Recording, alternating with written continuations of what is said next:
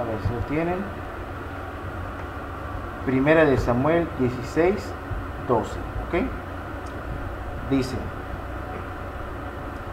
envió pues por él y le hizo entrar. Y era rubio, de hermosos ojos y de buen parecer. ¿Sí? De buen parecer. ¿Okay? Entonces Jehová dijo: levántate y úngelo, porque este es. Hasta ahí. Luego vamos a volver a tomar este punto, porque quiero ver desde el principio. En ese versículo hay puntos muy interesantes.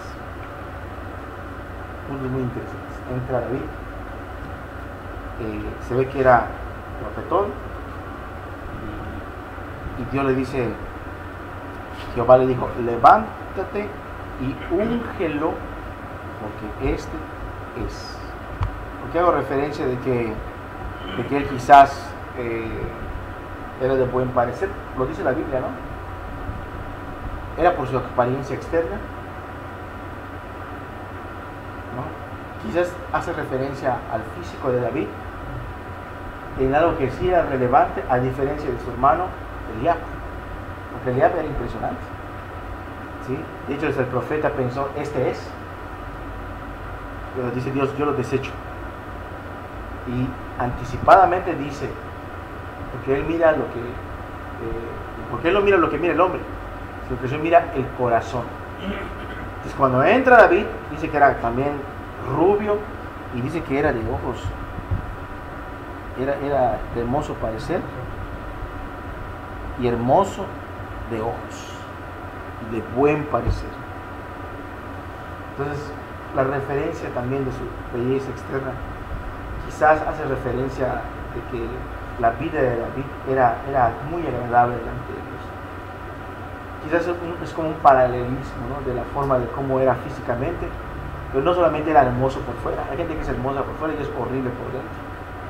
Entonces David era agradable, muy agradable delante de Dios, por lo bello que era su corazón delante de Dios. Y le dice: levántate y úngelo, porque este es. Esta es la unción del rey. Esta es la unción del rey. ¿Sí? Lo estaba ungiendo por ser rey. No miró el tamaño de sus músculos, como en el caso de su otro hermano. No miró el tamaño de su altura. ¿Sí? No miró su capacitación de guerra militar. Simplemente Dios quería algo. Un corazón bello delante de él. ¿Sí? Y dice: úngelo. ¿Sabes? Escogido, porque este es. Ya hablamos de la unción del leproso, ya hablamos de la unción del sacerdocio, y estamos viendo la unción del rey. ¿Qué tiene que ver esto en el estudio? Vamos aquí en nuestras líneas. Ahora sí, luego vamos a regresar a este versículo. Vamos a buscar 1 Samuel, capítulo 10, verso 1, por favor. 1 Samuel, capítulo 10, verso 1. Tomando entonces Samuel una redoma de aceite, la derramó sobre su cabeza y lo besó y le dijo: ¿no te ha ungido Jehová por príncipe sobre su pueblo Israel? La primera era una unción para ser declarado limpio, bien inspeccionado, bien limpio de una plaga terrible. La segunda unción, recordamos que era para santificación, para vivir en santidad, en obediencia, el sacerdocio, ¿no?, para ministrar al pueblo, llevar en oraciones al pueblo delante de Dios, que se extienda la misericordia sobre el pueblo, hacer oraciones y sacrificios a favor del pueblo por expiación de pecados. Pero esta unción es diferente, es una unción en donde se le pone a este varón, en este caso Saúl, sobre autoridad. El ministro necesita las tres cosas. En primer lugar, tiene que ser salvo, sin duda alguna. Lo hablamos al principio. No puede ministrar a alguien que no sea salvo. No a la ligera vamos a poner a servir a alguien que no sabemos y no estamos seguros si es salvo o no es salvo. sería un gravísimo error que pongamos a servir a alguien, y sería más grave el error que lo incluyamos en un grupo de hermanos que tome decisiones sobre la iglesia, o que lo pongamos a predicar o algo así. Sería un gravísimo error, porque no tiene el lavamiento de Dios, no ha nacido en nuevo. La segunda unción es por la carga que tiene por el pueblo, y a vivir una vida santa y recta y de intercesión por el pueblo de Dios, para pedir, para rogar, para enseñar la palabra. ¿Sí? Uno, cuando va a enseñar la palabra de Dios, no solamente debe pensar qué tema voy a dar el próximo domingo y ya, no, voy a hablar de un ciclo de Romanos, y ahí como vaya viniendo lo voy dando. Uno tiene que orar y buscar a Dios y decir: Señor, que toda la palabra que se hable edifique a tu iglesia, que tu palabra sea edificada, sea levantada, que tu pueblo camine como a ti te agrada. Dios, ministra a mí, enséñame para que tu iglesia, entonces esa carga, Dios busca gente que le pueda poner esa carga sobre sus hombros. Sería un gravísimo error poner a ministrar, a servir a alguien, a dirigir la iglesia o a liderar la iglesia a alguien que no tiene esa carga por los ovejas. ¿Sí? Una persona que no tiene esa carga por sus ovejas vendría a ser un asalariado, como cayó en el caso de Elí, de Ofni y de Finés, como en el caso de Nadab y de Abiú, que son sacerdotes reprobados por hacer las cosas, ministrar las cosas, traer un fuego extraño delante de Dios, que no es lo que deberían traer. ¿Sí? Y muchos piensan que ese fuego extraño no solamente se refiere a la falta de haber recurrido a un incienso diferente, a un fuego diferente, sino a una intención de corazón diferente, no tener temor de lo que está haciendo. Como diciendo Dios: no tienes tu temor, Jorge, no tienes tu temor, cualquiera de ustedes, de lo que estás haciendo, de la carga que tienes sobre tus hombros. Te puedes presentar delante de la presencia de Dios como si nada, y servir como si nada, sin la verdadera carga por los hermanos, ministrar por salario, ministrar por conveniencia, ministrar por fama, ministrar por tener autoridad. ¿Es lo que querrá Dios? No, Dios quiere corazones que de veras amen al pueblo, a la iglesia, Y la número 3 es la autoridad. Uno no puede ministrar, servir, dirigir la iglesia sin la autoridad. Y esta autoridad y esas tres funciones, ¿quién las da? Dios las da. Es Dios que manda que se derrame el aceite sobre la cabeza de ellos. Es una unción. Es una unción. ¿Unción qué es? La unción de la salvación, pues todos los hijos de Dios la tienen. ¿Sí? Pero no todos tienen un corazón cargado por los demás. Hay unos que evangelizan, pero no les tienen la carga de quedarse a ministrar y a edificar a los que están ahí. Otros enseñan. Y hay otros que ministran y enseñan, pero no tienen esa unción del liderazgo. Y no es porque no las quiera dar. Dios no es que no la quiera dar. Si ustedes se fijan, prácticamente una unción depende de la otra. Dios nunca le va a dar liderazgo a alguien de parte de Dios que no tenga una verdadera carga por la iglesia, por los hermanos. Y Dios nunca va a poner la carga de la salvación de los demás si ni siquiera está convertido. ¿Cómo alguien que no convertido se va a preocupar que se conviertan los demás? ¿Sí? Y no pasa eso. ¿No conocí a estas personas así? Que escuchan la palabra arrepentimiento y les fascina la predicación. Nunca había escuchado una predica así. Y ni ellos se han salvado y ya le están predicando a los demás. Necesitas arrepentirte de eso, pero ni ellos lo van a aplicar en sus vidas. Y es más, y muchos de estos que ni siquiera se convierten, ni siquiera están aquí. Muchos de esos inconversos ya se sienten salvos y hasta a veces quieren ministrar a personas. Y por eso cuando hablamos de gente que sirve sin no tener nada de esto, es gente que está impuesta por ellos, gente que está puesto en base a su propio pensamiento, gente que está puesto por hombres, o ellos mismos se ponen. Si ustedes se fijan, hermanos, en el caso de Saúl, él pidió ser rey. ¿Qué testimonio da la Biblia de él cuando lo buscaban para ser rey? Era tímido, escondía. Y cuando el profeta lo hablaba ya para reprenderlo, ya lo último en su apostasía, le dijo: no, tú eres ¿cómo le dice? El más pequeño, ¿no? Menor, no te considerabas nada, ¿no? pero ahorita está bien envanecido. No vamos a hablar de eso. En el caso de David, en un día estaba pastoreando ovejas y al rato ya lo estaban ungiendo para futuro rey. Lo estaba buscando él.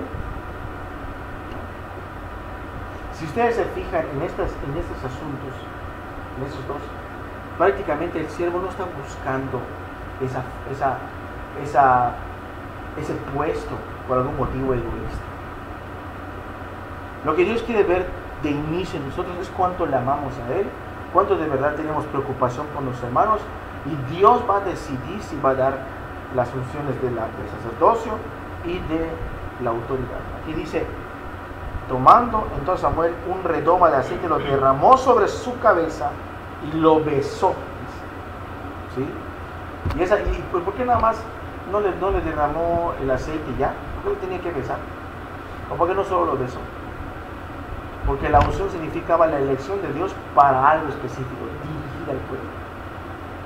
Y el beso significaba el afecto y el aprecio que tenía tanto Samuel como el mismísimo Dios, de que Dios quiere que este sea para él. Por eso les dio. Y dice aquí que le hace la pregunta: ¿no te ha ungido Jehová por príncipe sobre su pueblo Israel? Príncipe, principado, alguien que tiene autoridad sobre sus hermanos. ¿Ustedes creen que Dios va a ungir a alguien por príncipe si de buenas a primeras tiene una mala actitud, de orgullo, de soberbia, de que debes enseñorear a sus hermanos? No, hermanos, nunca jamás lo van a decir eso.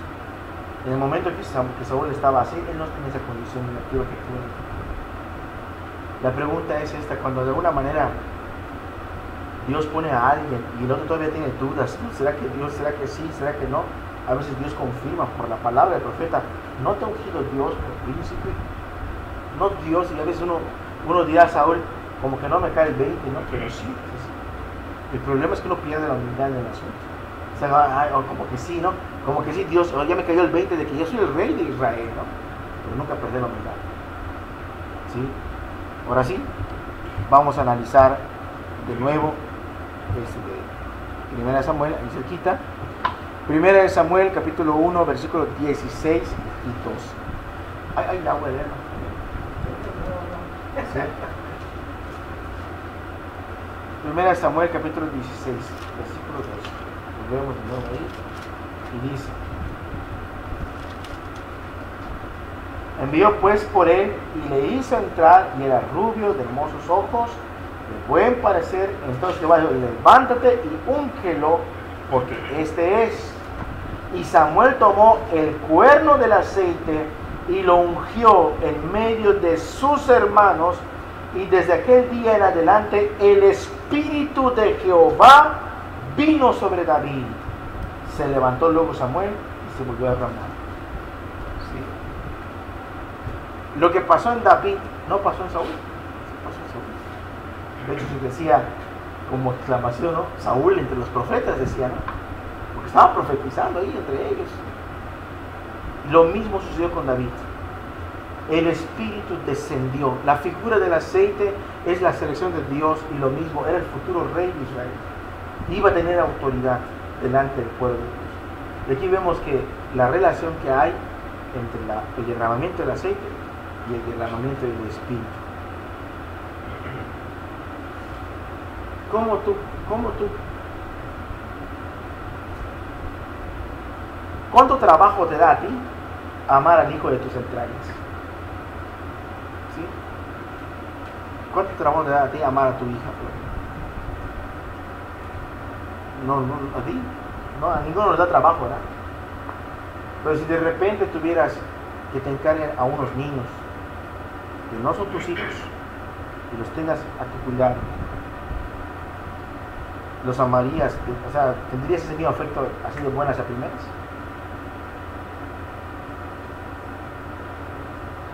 No lo tendrías de buenas a primeras.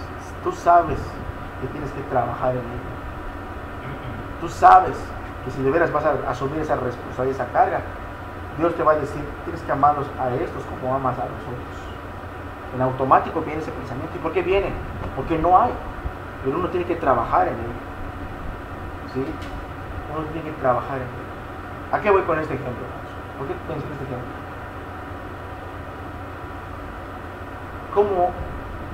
¿Cómo Dios ve que dice, este va a gobernar mi pueblo? Si ni siquiera tiene el afecto natural de un cristiano por su hermano. ¿Saben qué pasa muchas veces con estas personas, hermanos? Se levantan muchos predicadores, pero solamente son esos predicadores fugaces. Son predicadores fugaces. Son predicadores que donde pasan, llegan, les predican y desaparecen, ¿no? Y así como se queda atrás donde pasaron, ellos siguen hacia adelante hacia otro rumbo errante. Son como estrellas fugaces, son predicadores fugaces. La gente no se queda con nada de ellos. ¿Por qué? Porque simplemente como que hay un solo deber, predicar y ya. Ya que me vean predicar y enseñar. En el caso de David, ¿por qué Dios había querido que este sea el que guía a su pueblo? ¿Alguien me da una idea por qué habrá querido Dios que David sea desde este punto el futuro rey de Israel? ¿Qué clase de corazón tenía David? David podía cuidar personas, podía amar personas.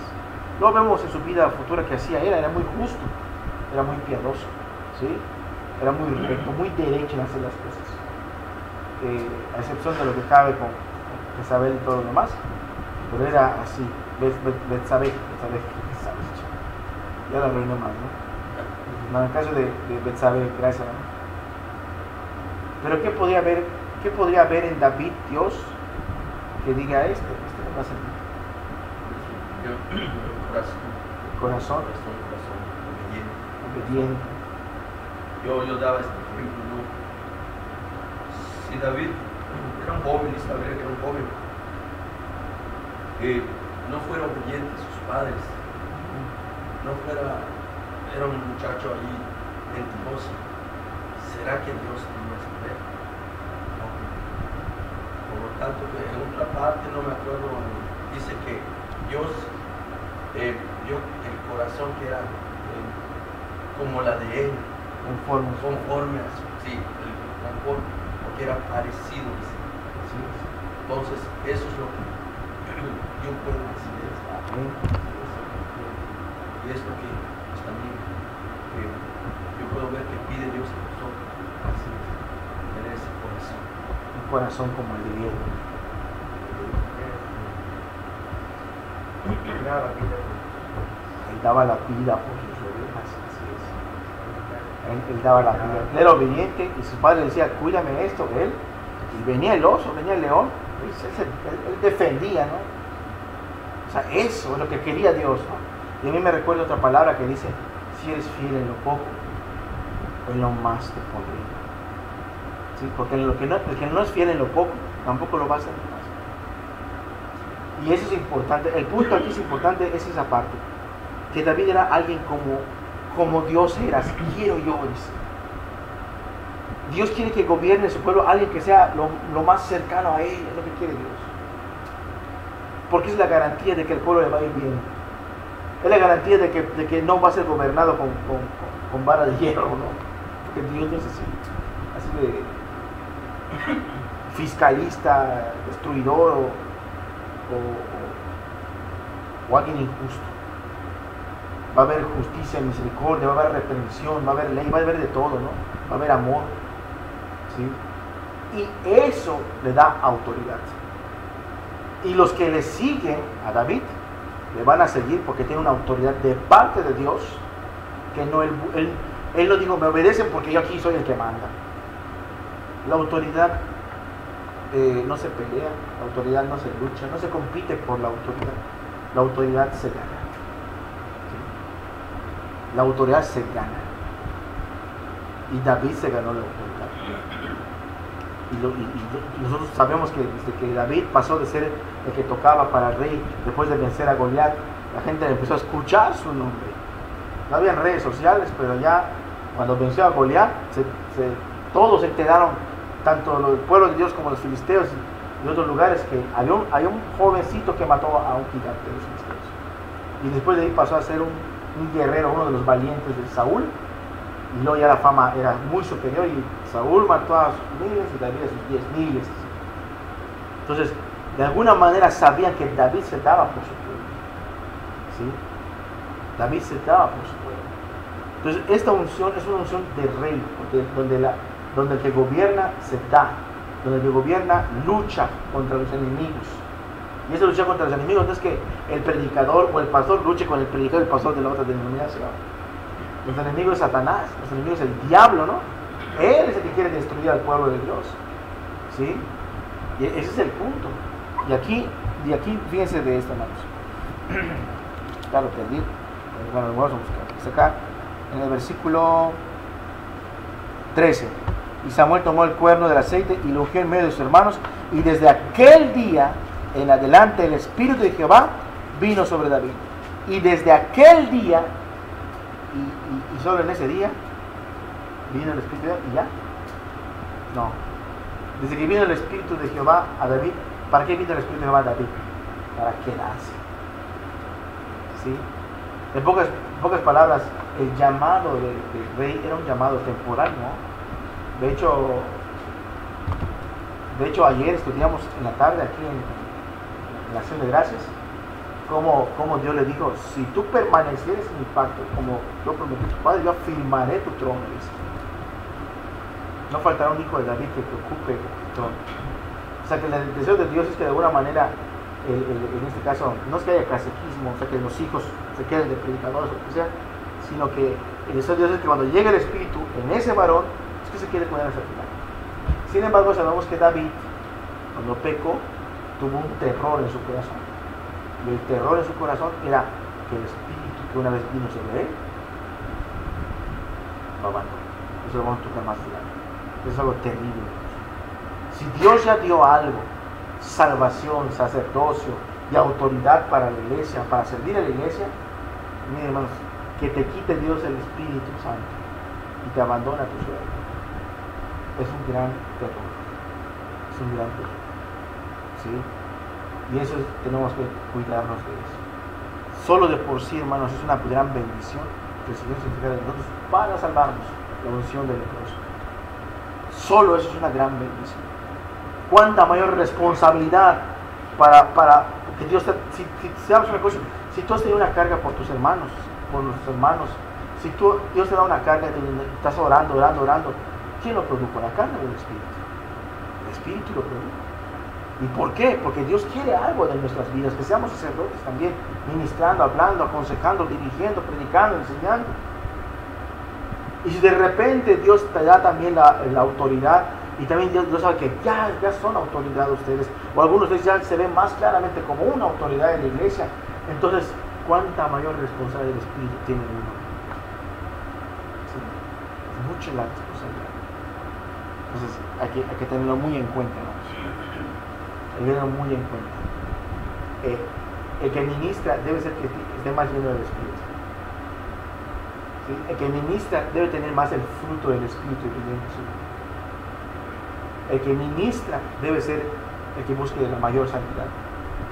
El que ministra debe ser el que más interceda. El que ministra debe ser el que más se capacita para el estudio de la palabra. El que ministra debe ser el que más se cargue su corazón por sus hermanos, se aflija. El que ministra debe ser el que defienda la palabra y la doctrina. ¿Sí? Y el que ministra es el que se asegura que el pueblo vaya donde Dios dice que tiene que ir. La dirección, ¿sí? El liderazgo. Bueno, hermanos, dice acá, estamos ya en la promesa, en la unción del rey. Dice, bueno, estamos allá. ¿Cómo vamos de tiempo? Media hora llevamos. A impartir poder y autoridad. La unción del rey, ¿qué función tiene? ¿Sí? La unción del rey imparte poder y autoridad. La unción del rey impartirá el poder y la autoridad del oficio del rey.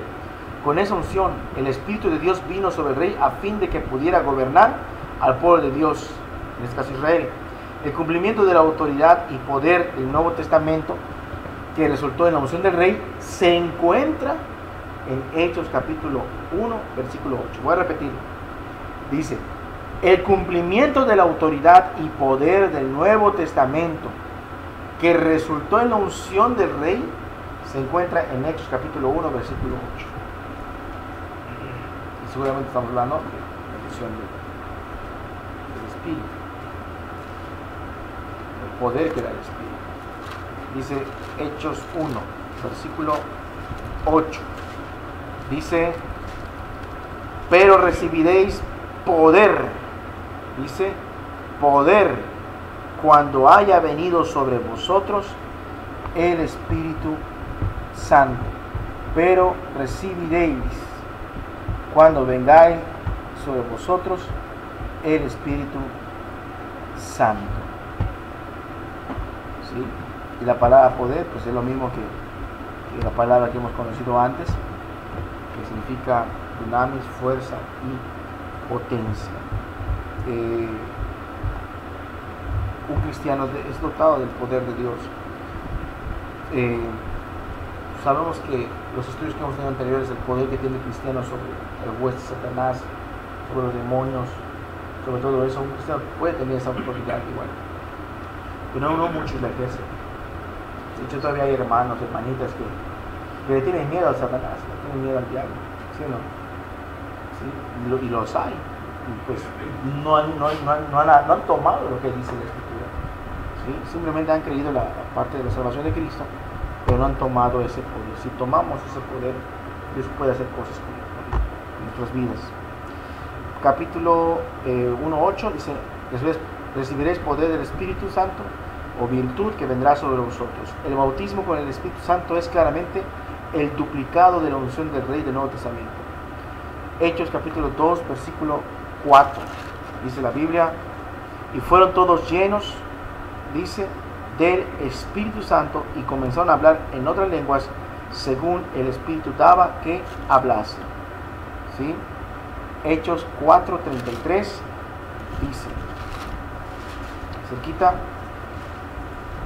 y con gran poder, dice, quienes los apóstoles daban testimonio de la resurrección de Jesús, y abundante gracia era sobre todos ellos. Hechos 5:12 dice, y por la mano de los apóstoles se hacían muchas señales y prodigios en el pueblo, y estaban todos unánimes en el pórtico de Salomón.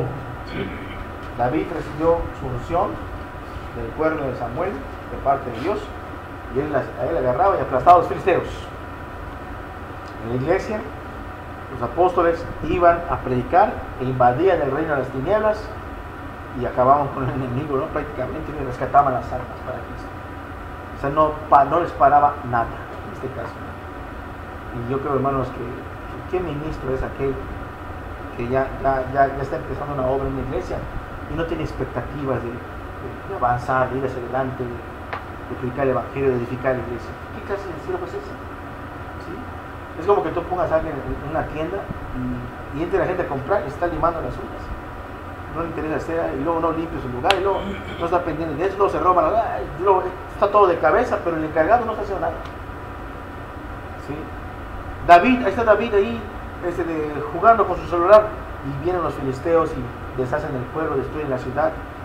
¿Qué clase de siervo es ese? ¿Sí? Dios está bien comprometido. Y fíjense que para estar comprometido y tener efectividad necesitamos el poder del Espíritu. Las tres unciones hablan de, ¿sí? Estas tres unciones que hemos visto en el Antiguo Testamento hablan de, número 1, justificación, la unción del leproso, hemos sido perdonados, limpiados. Número 2, santificación, ¿sí? Hemos sido apartados, serán santificados para mí, dice la palabra, ¿no? Ahora los sacerdotes han sido apartados en pureza, en santidad, en obediencia de corazón. Y número 3, la unción del Rey, de autoridad y de poder. Dios quiere que nosotros disfrutemos el fruto de las tres unciones en nuestras vidas, ministerio, y examinemos algunos hombres de la Biblia quienes disfrutaron de esa triple unción y plena unción. Y aquí viene una parte muy interesante, hermanos. ¿Cómo hay hombres en la antigüedad que tuvieron esta vida, una vida así? Y descartemos a David y a Saúl, porque Saúl y David no tenían esta unción. Bueno, eran reyes, pero no eran sacerdotes, ¿sí? no eran sacerdotes. Ahora, en el tiempo de Natán, de David, estaba Natán, ¿no? Y Natán tenía la unción del espíritu del ministerio del profeta. Estaban los sacerdotes y demás. Pero no él tenía la autoridad. El que tenía la autoridad era David. Y tú sabes que Saúl en su tiempo de apostasía, ¿qué hizo? Mató sacerdotes por haber ayudado a David. La autoridad mata al que tiene la palabra, por así decirlo. Eso es interesante, eso pasa. Dice, vamos a ver una persona particular. Salmos capítulo 110, versículo 3. Salmos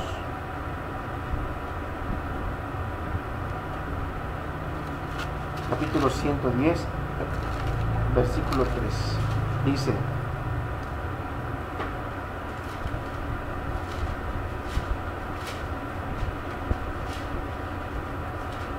tu pueblo se te ofrecerá voluntariamente en el día de tu poder. En la hermosura de la santidad, desde el seno de la aurora, tienes tú el rocío de tu juventud. Juró Jehová y no se arrepentirá. Tú eres sacerdote para siempre. Tú eres sacerdote para siempre, según el orden de Melquisedec. Está ahí. Según el orden de Melquisedec. Vamos a buscar Génesis capítulo 49, versículo 8. Vamos a hablar de Melquisedec. Tú eres sacerdote para siempre, dice. Según el orden de Melquisedec. Los sacerdotes no eran levitas, no eran de la familia de Aarón. ¿Sí?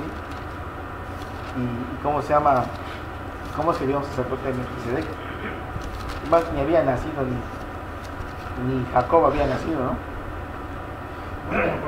Es Génesis 49, versículo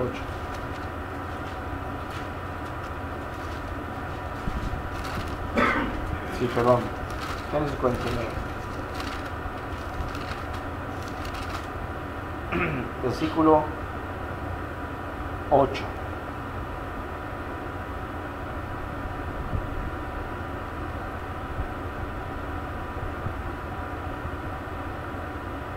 ¿En qué parte estoy? Dice: Judá, te alabarán tus hermanos, tu mano en la cerviz de tus enemigos, y los hijos de tu padre se unirán a ti. Cachorro de león, Judá, de la presa subiste, hijo mío. El corvo se echó como león, así como león viejo. ¿Quién lo despertará? No será quitado el cetro de Judá, ni el legislador de entre sus pies, hasta que venga Silo, y a él se congregarán los pueblos. Bajo el orden de Moisés, uno tenía que ser miembro de la tribu de Leví a fin de poder ser un sacerdote. Cuando Jesús vino, nació de la tribu de Judá. De donde tendrían que venir reyes. ¿Qué derecho tenía Jesús de ser parte del ministerio sacerdotal? Porque vino de la tribu equivocada. ¿Sí? Jesús era de la tribu de Leví, de la tribu de Judá. ¿Sí? Y no decimos que Jesús es nuestro sumo sacerdote. Uno puede decir, esto no tiene nada que ver. No tiene nada que ver, pero en el libro de Hebreos hace referencia de que Jesús tiene el ministerio sacerdotal no según la orden arónica, sino según la orden de Melquisedec. ¿Sí? ¿Quién era Melquisedec? Mucho antes que Aarón. En el caso de Melquisedec, su nombre es Melech, si no me equivoco. Melech es rey, y si no me equivoco, Sedic. Melech es rey de Salem, o rey de paz. ¿Sí? Él era un rey, era alguien que tenía autoridad. Melquisedec era alguien importante. No solamente era alguien importante y de renombre, sino que este varón tenía una función muy interesante. Tenía una función muy interesante porque tú recuerdas que ¿qué hizo Abraham cuando se encontró con Melquisedec?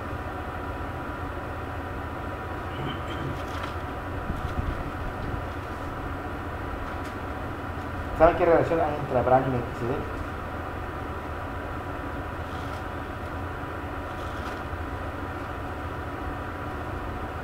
Hebreos capítulo 7. ¿Se acuerdan que Abraham le dio los diezmos? ¿Sí? Oye, pues Abraham era el escogido de Dios para la futura nación de Israel. ¿Por qué tenía que subyugarse Abraham a Melquisedec? Sí, porque él le dio los diezmos. Y el que le da los diezmos le da uno que es mayor que el otro. Y fíjense lo que dice acá. Hebreos capítulo 7. Porque es de Melquisedec, rey de Salem, sacerdote del Dios Altísimo, el sacerdote del Dios Altísimo, que salió a recibir a Abraham, que volvía de la derrota de los reyes, le bendijo, a quien asimismo dio a Abraham los diezmos de todo, cuyo nombre significa primeramente rey de justicia y también rey de Salem, esto es rey de paz, sin padre, sin madre, sin genealogía, que ni tiene principio de días ni fin de días. O sea, es un personaje misterioso.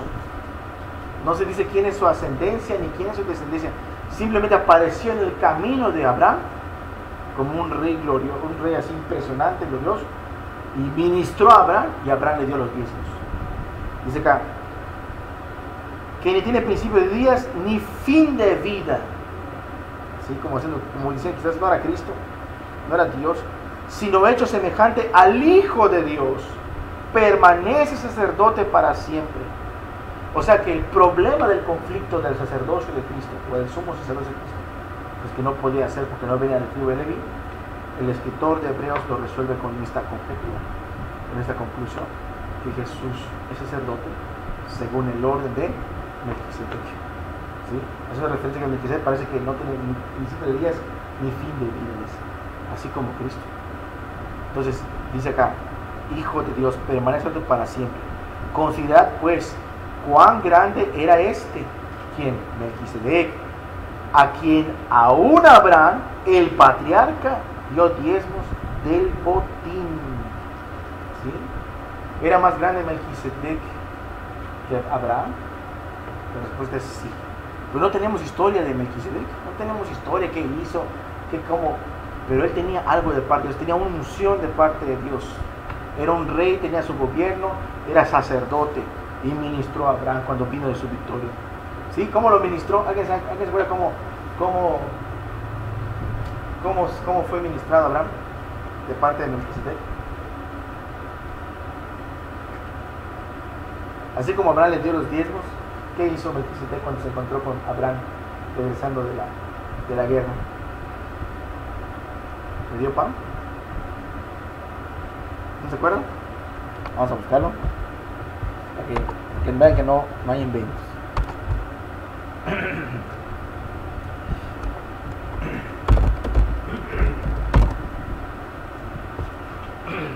Melquisedec.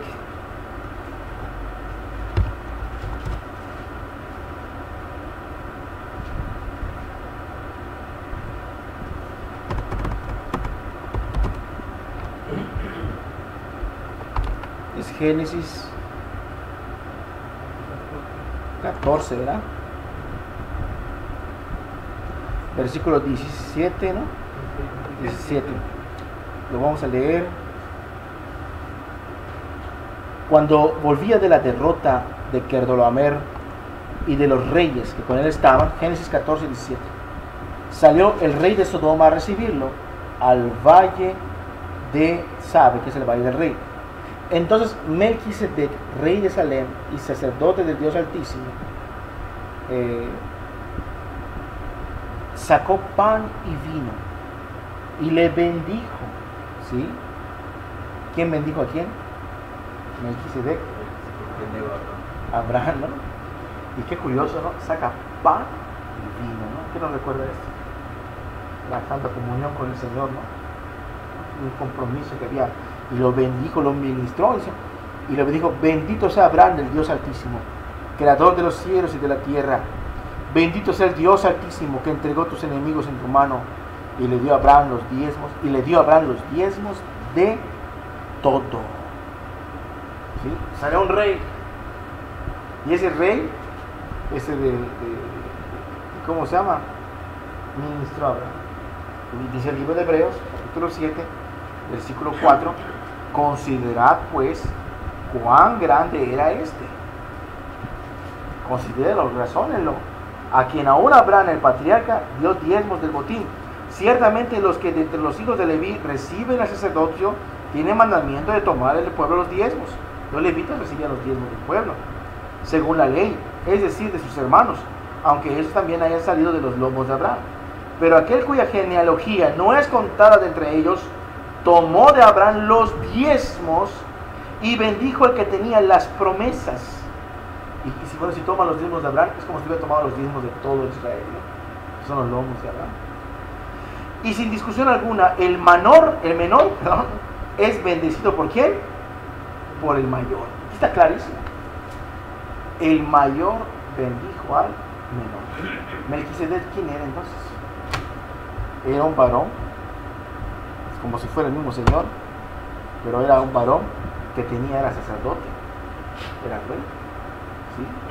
Y ministró a lo que dijo. ¿Sí? ¿Santo? Y no era Jesús. Pues algunos creen que es Jesús, ¿sí? Y él tenía un gobierno, ¿no? Pero dice, parecido, ¿cómo es al hijo de Dios? Sí, sí, así es. Semejante. Hecho semejante al hijo de No Dios. es semejante, no es que sea. Sí. Es un personaje muy misterioso, ¿sí? Por lo mismo de cómo se menciona en la historia y no habla nada más. Pero hace referencia de que, bueno, si ustedes siguen leyendo, ese vamos a seguir leyendo.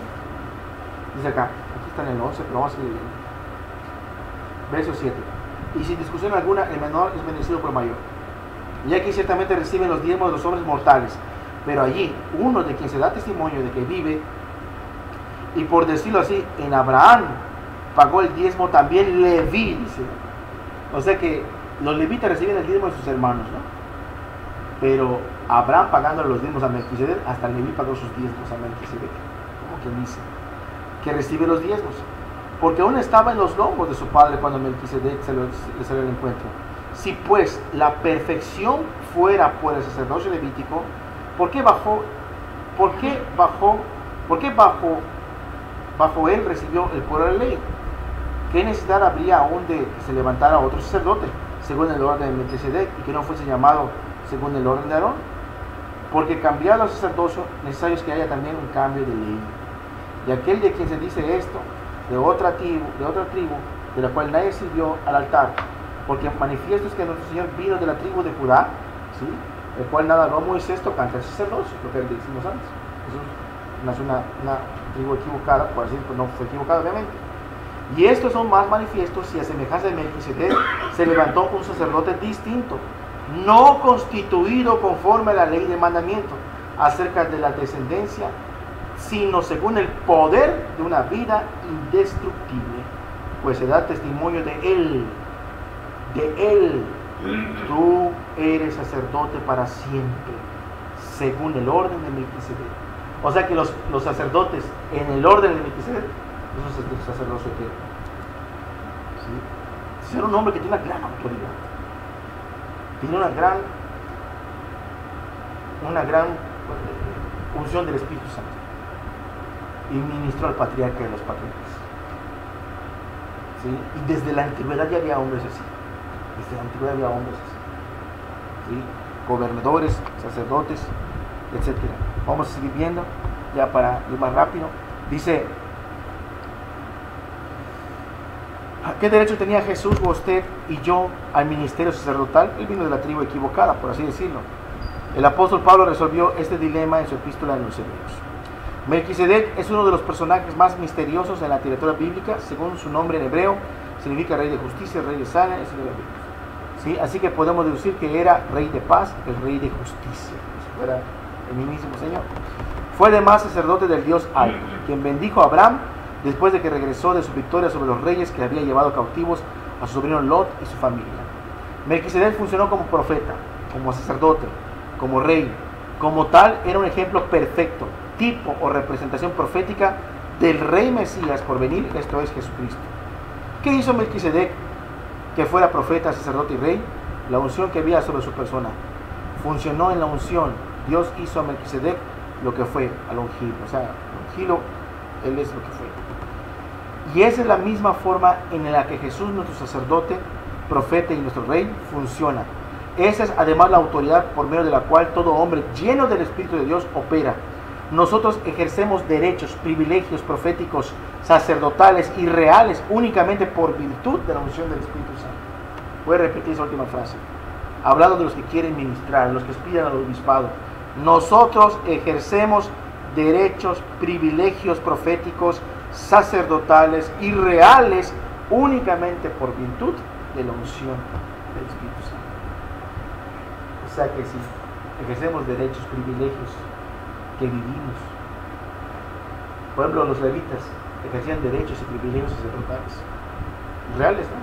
Derechos sacerdotales. ¿Por qué? Porque recibieron.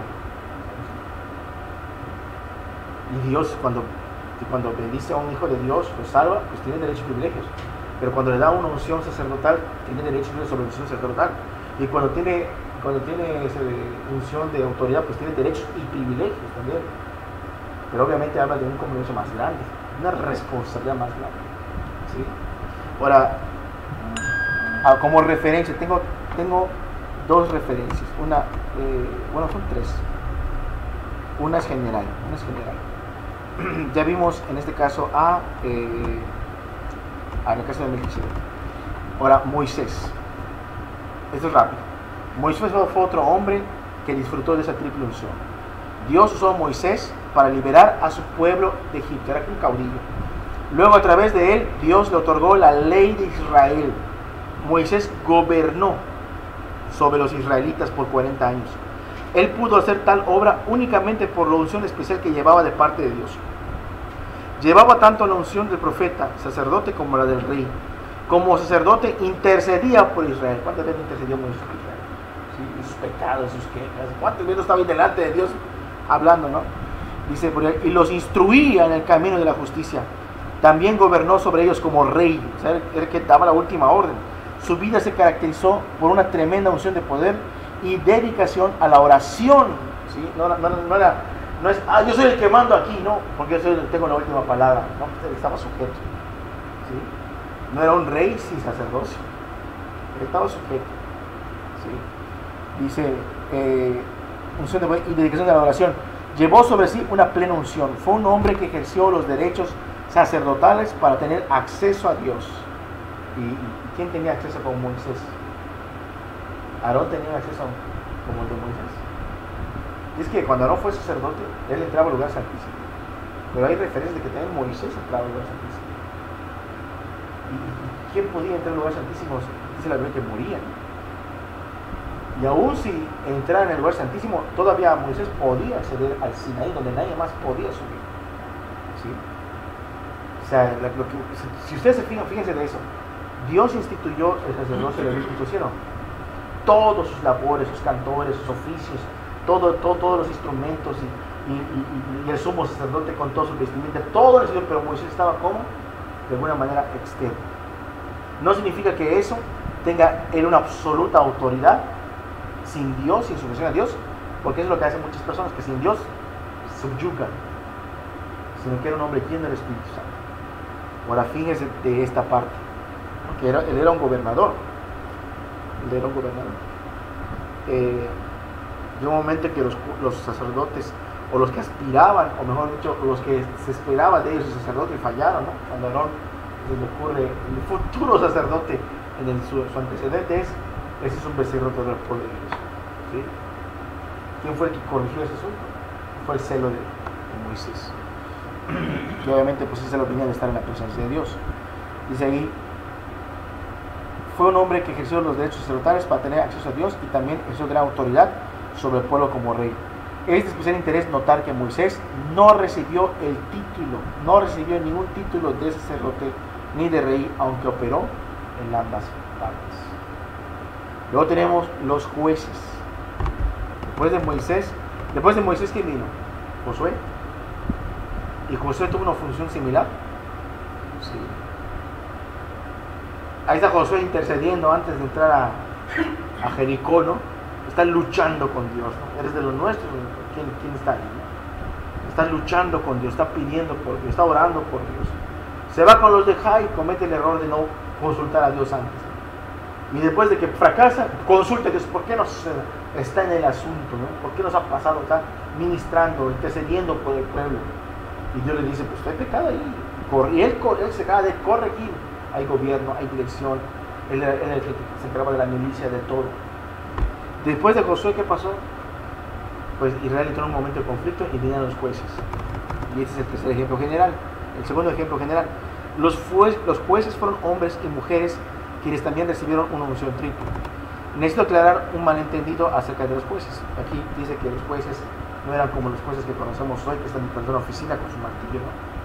Sino que eran como la misma labor de Moisés y de Josué. O sea, gobernaban, dirigían, enseñaban, instruían y juzgaban asuntos, ¿sí? Y lo dice, después de la muerte de Moisés, Josué y los jueces libertadores que le sucedieron recibieron la triple unción, tanto para liberar a Israel de sus opresores, como para traerlos de regreso a la renovación espiritual de su relación con Dios. Ellos a menudo fungieron como sacerdotes para reconciliar al pueblo con Dios, al Dios con el pueblo. Fungieron como reyes por medio de levantar ejércitos y dirigirlos para sacudir el yugo de la opresión de sus enemigos. No obstante, no recibieron títulos de sacerdotes ni de reyes, como fungieron como ambos simplemente por la unción. Y nosotros sabemos cómo fue llamado Gedeón, cómo fue llamado Jefté. De Débora no hace referencia, pero da por hecho de que estaba andando con Dios, ¿no? Cómo fue Sansón, ¿no? Llamado por Dios. Dios los escogió. De hecho, la palabra ungir en el hebreo es la misma palabra Mesías, Mesías, la misma palabra. A medida que el Espíritu de Dios venía sobre ellos durante tiempos de gran necesidad de Israel, ellos implementaban las acciones que Dios deseaba que las ejecutaran. Este método informal de administrar las cosas, escuchen esa frase, este método informal, esta frase es importantísima, de administrar las cosas, perdóname, quédate. Dice, este método informal de administrar las cosas libró al liderato de ser institucionalizado. Fíjense en esto. ¿Qué les suena esa parte de ser institucionalizado? ¿Ustedes creen que si nosotros nos institucionalizáramos traería consecuencias decadentes en la iglesia? Lo voy a repetir. Este método informal de administrar las cosas libró al liderato de ser institucionalizado y una carga para la nación. Cuando hay una institución es una carga para los gobernados. El gobierno institucionalizado y la religión usualmente han demostrado ser una maldición para la persona común en la nación o en la iglesia. ¿Qué sigue después de los jueces? Los reyes. Y el pueblo que dijo, danos reyes, como las demás naciones, danos reyes. Y cuando venga rey se va a enseñar de ti y de tus hijos y de tu ganado y te va a cobrar todo eso. Y sí, realmente sabemos que cuando hay instituciones es una carga para el pueblo. Pero en la iglesia, ¿hay iglesias institucionalizadas? Sí las hay. Mucho protocolo, informalismo, lo que comentaba, ¿no? Que la carta, con tantos meses de anticipación. Y ya le dije, se va a predicar el hermano al parque, ya nos consultaste si querías ir a predicar, hermano, y cosas así. Entonces no hay libertad del espíritu. Tampoco significa que andemos en un desorden, pero el cristianismo es muy sencillo, hermanos. No es aquí los títulos, aquí, debe ser sencillo. Y el último ejemplo es Samuel. ¿Sí? Samuel fue el último de los jueces. Samuel fue el último de los jueces. De hecho, Samuel vino en un momento de una gran apostasía. De todas las recaídas que tenía Israel en tiempos de los jueces, cuando Samuel vino por la gracia de Dios, era donde Israel estaba tocando fondo de la apostasía, al punto de que Dios aparta de sí. Y bueno, Samuel es el último de esa extensa lista de hombres que llevan la triple unción. Es el último, una unción divina. Durante el periodo de 1000 años, desde Melquisedec hasta Samuel, Dios había estado derramando esa triple unción sobre hombres llamados para proveer el liderato a su pueblo escogido. ¿Se dan cuenta? No habían reyes, no habían sacerdotes. Y en el caso de Abraham, él gobernaba a su familia, a su casa, su esposa, sus hijos. Y él ofrecía holocaustos, y oraba, y gobernaba, y dirigía, era el patriarca. Y así cada uno de ellos. Y luego están esclavizados por Egipto, y Dios levanta a Moisés y los gobierna. Los Josué, y luego los jueces, y luego Samuel. Él es el último. Dice, al igual que Moisés, Josué y los jueces antes de él, Samuel fue levantado por Dios, eso no cabe duda, para un tiempo especial de gran necesidad en Israel. Samuel, en armonía con lo precedente, no llevó el título de sacerdote, no llevó el título de rey. No obstante, la función de un profeta, sacerdote y rey fueron evidentes en su vida. ¿Sí o no?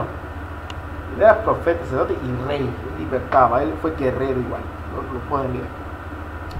Durante el tiempo que Israel necesitaba escuchar del Señor, Samuel fue ungido para profetizar debido a que el sacerdocio levítico se había corrompido. Samuel ofreció sacrificio e intercedió por el pueblo. También proveyó el liderato de Israel que necesitaba tan desesperadamente. Como Melquisedec, Moisés y muchos de los demás jueces, Samuel ministró bajo la completa unción de profeta, sacerdote y rey. Estas vidas de hombres ungidos eran santas ante Dios y sus ministerios llevaban la indisputable autoridad y poder de reyes. También fungieron el ministerio sacerdotal a medida que eran ungidos por Dios. No obstante, aquel milenio estaba por concluir. Los vientos del cambio estaban soplando fuertemente en Israel. El disgusto por el camino de Dios comenzó a socavar la opinión pública y el pueblo muy pronto comenzaba a pedir un cambio que tendría un impacto dramático en la manera en que la unción descendía sobre los llamados. ¿Cómo Dios le había placido gobernar a su pueblo? El pueblo era teocrático, absolutamente. Bueno, también con Israel se supone que era teocrático, pero ya entre el pueblo y Dios aparecía un rey. ¿Sí? Dios lo permitió, pero antes de eso había un sacerdote, profeta, un rey que hacía toda la función para que el pueblo tuviera una comunión directa con el Señor. Y aquí hablamos de un punto, la unción dividida. Sí, dividida, sacerdotes por un lado y reyes por el otro. En efecto, la unción dividida entre los hombres con títulos de reyes y otro con títulos de sacerdotes, los reyes serían destruidos por la unción. Los reyes serían destruidos por la unción real, debido a la falta de... Si una persona, un Saúl, tenía la unción de rey, pero no tenía unción sacerdotal, ¿qué lo podía destruir? La falta de humildad. ¿Pero qué tenía el sacerdote? La unción sacerdotal, ¿se acuerdan de qué era? Sí, pero ¿se acuerdan por qué era la unción? La unción del reprocho era limpieza, justificación. Y la unción sacerdotal, ¿de qué era? ¿Qué quería Dios de los sacerdotes? Santidad. ¿Qué le afectó a Saúl? Tenía autoridad, pero no tenía ¿qué? Santidad. Hay líderes en las iglesias. Hay muchos, ¿verdad? Tienen el mando, pero no tienen santidad. Qué tremendo, ¿verdad? ¿Será que Dios quiere que los que ministren a la iglesia sean así? Vamos a nombrar a las autoridades, pero no tenemos santidad. Es un gran problema. Lo que podría destruir a los reyes es la falta de santidad. Los sacerdotes levitas tomarían la unción sacerdotal.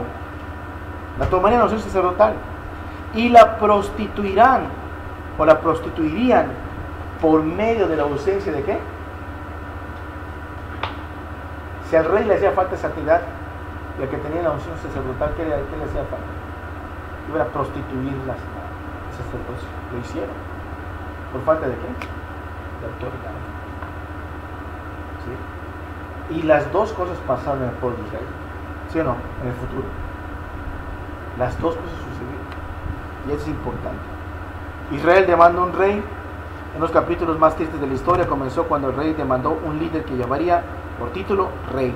Dios advirtió que a Israel que a través de Samuel este sería el derecho del rey al decir reinar sobre vosotros. Tomará vuestros hijos, los pondrá en sus carros, pondrá a sí mismo a que aren sus campos y siguen su miel, etc., sin paga.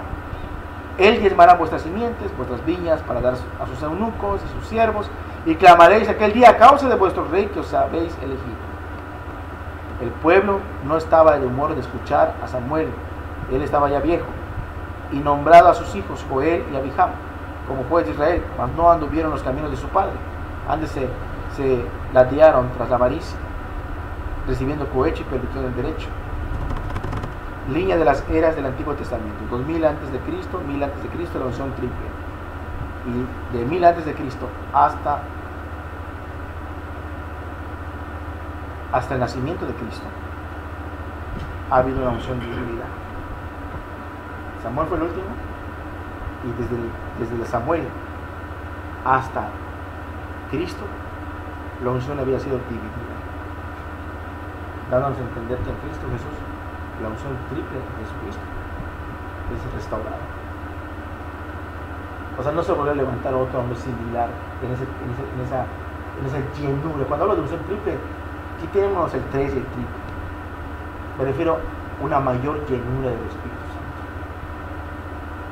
No solamente de ser limpiado, sino de sacerdocio, sino de autoridad. Dios da el Espíritu Santo a los creyentes, ¿sí o no? Pero todos son llenos del Espíritu. Tenemos que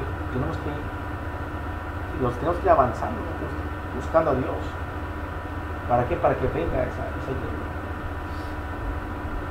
Por su gracia. Como resultado, los ancianos de Israel se preocuparon de la conducta de los hijos de Samuel. Ellos no pudieron creer que Dios podría proporcionar otro líder con otra triple unción. Por consiguiente, fueron con Samuel y dijeron: danos un rey. ¿Sí? ¿Y qué pasó? Dios dijo: oye la voz del pueblo en todo lo que te dijeren, porque no te han desechado a ti, sino a mí me han dejado, para que yo no reine sobre ellos. ¿Sí? ¿Cuál era la misión? Esos hombres que tenían esa gran autoridad sobre el pueblo, eran ellos los que decían: yo soy el que gobierna. Ellos solo tenían un deseo intenso, que Dios gobierne su iglesia, su pueblo. Y es lo que necesita la iglesia, hermanos. Es lo que necesita la iglesia. No es, ¿quién es el jefe? Dice, oye, yo me enteraba que antes decían, el jefe, cuando era el jefe, ya pensaban en JE. ¿Sí? Y el subjefe, ¿sí? En SC. Eso es el jefe y el subjefe. No, la iglesia no tiene hombres de cabeza, tiene a Cristo de cabeza. Y nuestro deseo es que la iglesia sirva a Cristo, que Cristo gobierne. Ese debe ser el deseo. Dice: no te han desechado a ti, sino a mí me han dejado para que ya no gobierne sobre ellos.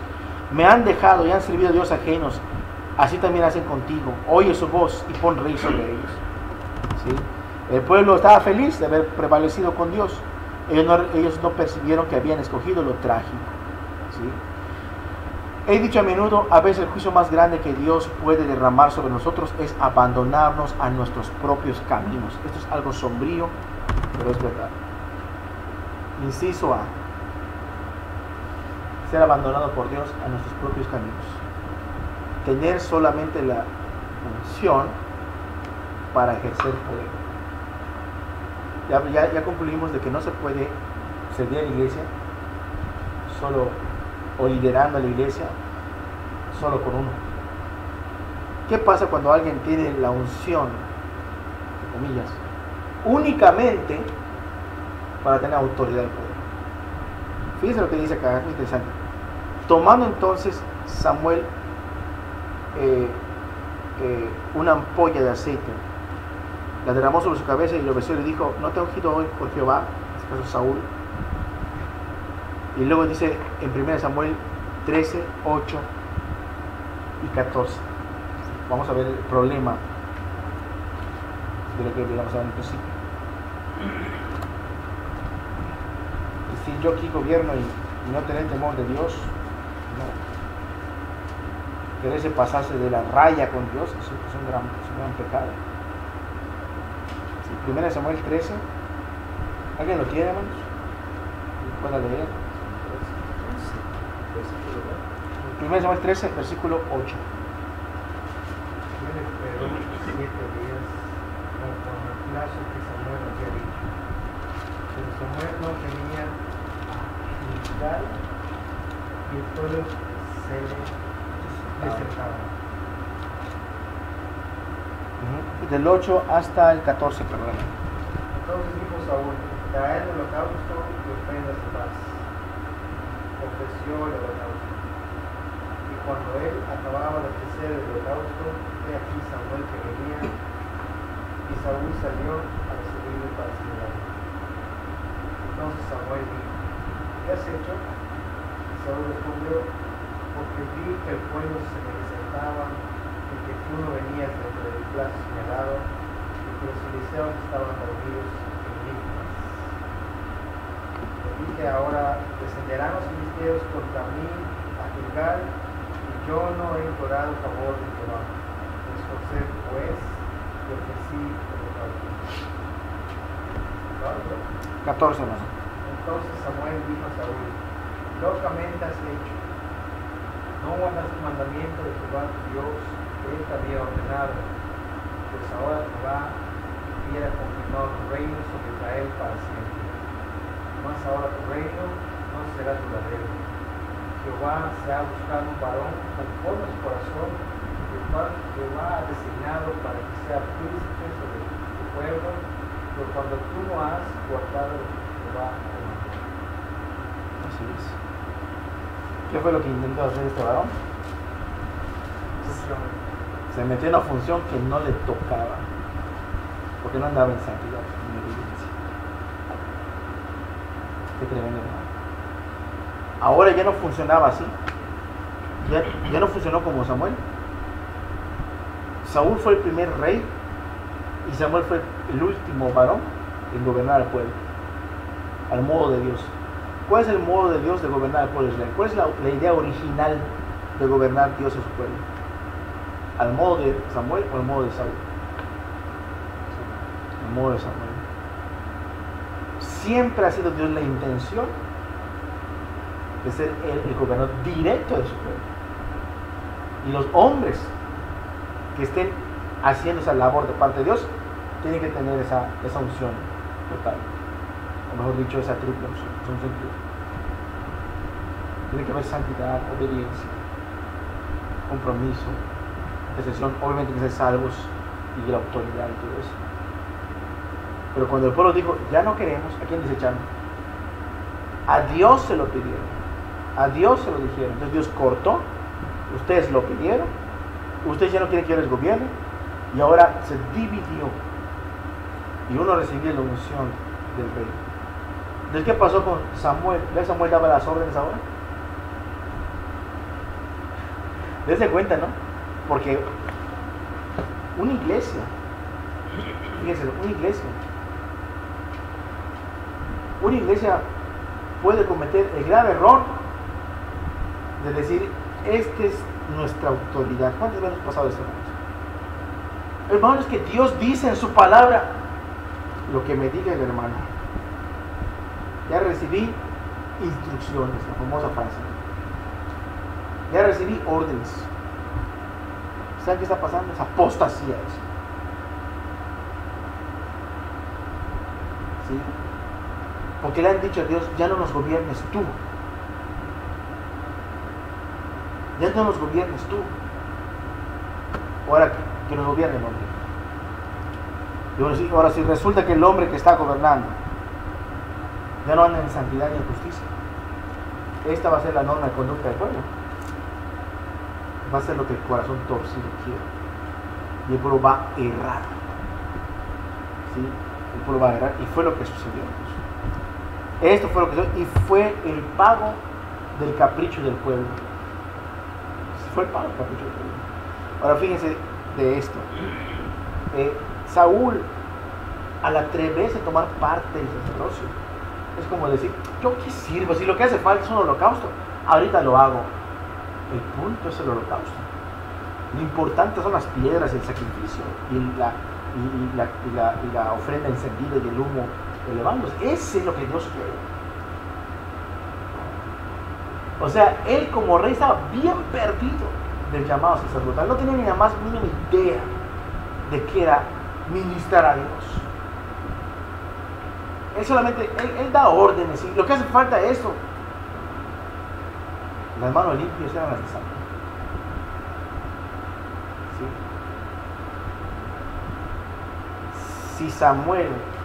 Si Saúl hiciera una buena mancuerna con Samuel, el gobierno hubiera sido exitoso. Ahora, vamos a traer esto al presente, a la iglesia. Puede haber uno que dé órdenes en la iglesia, pero que no tenga obediencia, humildad, santidad, no tenga idea nada del sacerdocio, pero puede haber un hermano espiritual que sí lee, que sí guarda su vida, y los dos pueden dirigir la congregación. Es un grave error. Es un grave error. Y aquí viene muchas desgracias en la iglesia. Continuamos, hermanos. Dice: no era la voluntad de Dios que Israel tuviera un rey como las demás naciones. El patrón de Dios para liderarlo había emergido a través de Melquisedec, Moisés, Josué, los jueces y Samuel. Él había sido fiel en levantar líderes que recibirían su plena unción para que gobernaran a Israel tanto en la capacidad de reyes como en la de sacerdotes. No obstante, Israel escogió tener un rey como las demás naciones. Rechazaron el gobierno teocrático de Dios y tornaron sus espaldas a él. Como rey, fue por eso que Dios lo entregó al deseo maligno de sus corazones. A él, lo dio sus espaldas a él como rey y Dios los entregó al deseo maligno de sus corazones. Un rey verdaderamente teocrático. ¿Qué es teocrático? Teos es Dios y crático es gobierno, ¿no? Un rey verdaderamente teocrático es aquel que lleva una plena unción, reina tanto como profeta, como sacerdote y como rey. Pero al Israel pedir un rey semejante a las demás naciones, comenzó a reinar un hombre sobre un pueblo de Dios con una unción parcial. Tenía únicamente poder y autoridad para regir, no era restringido por la santidad y el buen carácter. Esta división en la unción nunca había sido la voluntad de Dios para su pueblo. El primer peligro: la autoridad y el poder sin la consagración de la santidad. El segundo peligro es la santidad. La falta de santidad trae el fracaso. La falta de santidad va a traer el fracaso, no solamente del que lidera, sino de los gobernados. Y aquí vemos pues en el caso de Saúl, que pasó al final él pereció, murieron sus hijos, el pueblo fue derrotado. En el caso de David, su relación con Dios se deterioró con respecto a Betsabé, vivió un sinnúmero de penurias y dificultades. Se levantó Absalón contra su padre, tuvo que huir, hubo una guerra ahí, hubo un descontrol en el pueblo. ¿Por qué? Por falta de santidad en el rey. ¿Sí? Y en el caso de Salomón, después de que pereció al final en la apostasía de su vejez, el reino fue dividido. ¿Cuántas generaciones pasaron para que eso se viniera abajo? ¿Cuántos reyes, pasaron? Saúl, David y Salomón. Porque realmente gobernar Dios a su pueblo, ¿no? Cuando este está así apartado, resultó complicado. Pero fue un tipo de juicio. Ahora, el peligro del sacerdocio es sin poder. Este es el sacerdocio, es al revés. Queremos el sacerdocio, pero no hay autoridad, no hay poder. Después de que el pueblo demandó rey, comenzaron a experimentar una diferente clase de opresión. Un énfasis sobre la santidad legalista, desprovista de poder y autoridad de Dios. Había reemplazado el liderato desinteresado, misericordioso y compasivo de hombres como Samuel. Los fariseos de los tiempos de Jesús fueron la extensión final de este error. Sacerdocio, servicio, demandas, estás mal aquí, lo otro. Cumple, ¿no? Haz las cosas que Dios pide, haz la voluntad de Dios, pero ya no había un servicio misericordioso. No así. Ya no había ese obrar. Exigir las demandas que Dios quiere de ti. ¿sí? Pero al pueblo no le estimula seguir esos líderes. Eso pasó con los fariseos. Y lo contrario de Cristo, ¿qué era? Cuando vio que Cristo era diferente, era misericordioso, compasivo, era santo también. Y decía a la gente, no peques más para que no te salga una cosa peor. ¿Qué pasó? Se restauraba esa forma de liderazgo, ¿sí? Y eso nos va dando indicios de qué es lo que Dios quiere para su iglesia. Dice, ¿en qué me quedé? Ok. Estos sacerdotes sin poder y parcialmente ungidos no permanecieron firmes ante Dios, ni intercedían por el pueblo como lo hacía Moisés. Cuando Dios amenazó con destruir toda la nación por su pecado y desobediencia, Moisés intercedió para salvar a la nación. En lugar de ello, la denominación de los fariseos, con toda su arrogancia, legalismo sectario, comenzaron a asumir una influencia de autoridad sobre la vida religiosa de la nación. Demandas legalistas. Los fariseos demandaban una adherencia estricta a la letra de la ley. Perdieron la perspectiva del propósito de la ley y fueron insensibles a las necesidades humanas. Es corbán todo lo que pueda yo darte, ¿no? Ayudar a mi padre, a tu padre, a tu madre, ¿no? Es corbán, ¿no? Es cumplir. Como hace poquito, ¿no? Que le pide hospedaje uno a otro y le dice, no te cobres para ser puro, ¿no? ¿Qué sé yo? Para obedecer a Dios. Alguien dijo muy bien, ante todas sus obras hace para ser mirado a los hombres, ama los primeros asientos en las cenas, etcétera, etcétera. Un servicio, un sacerdocio de instrucción, de enseñanza, de todo reprobado. Y ser llamado por los hombres maestro. Alguien dijo muy bien, el espacio o vacío que existe entre los décimos, el espacio que existe entre lo que decimos y lo que hacemos es la medida de nuestra apostasía. Dios nos ayude. ¿Pero es cierto?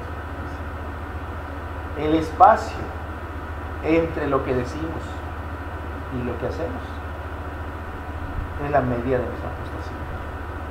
Está interesante, ¿verdad? Porque si hay un gran espacio entre lo que digo y no hago, entonces mi apostasía es enorme, ¿no? Y hay que vivir lo que se enseña. Un peligro también del sacerdocio sin poder, el orgullo espiritual. A la santidad aparente de los fariseos, ellos le agregaron su arrogancia, un orgullo espiritual.